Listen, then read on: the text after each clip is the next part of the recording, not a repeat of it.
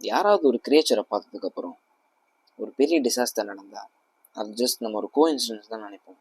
இதுதான் மோத்மேன் அமெரிக்காவில் first time 1966 side பண்ணாங்க. பீப்புள் சொல்லுவாங்க இது ஒரு அன்னோன் கிரியேச்சர், இல்லை இது ஒரு வார்னிங் சைன் அப்படின்ட்டு. டிசாஸ்டருக்கு முன்னாடி தான் அப்பியர் ஆகும் அப்படின்ட்டு.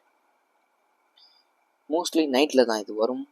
மோஸ்ட்லி நைட்டில் தான் வருமா, with red glowing eyes, huge wings, சைலண்ட்டாக ஃப்ளை பண்ணுமா. இது டைரெக்டாக அட்டாக் பண்ணது கிடையாது.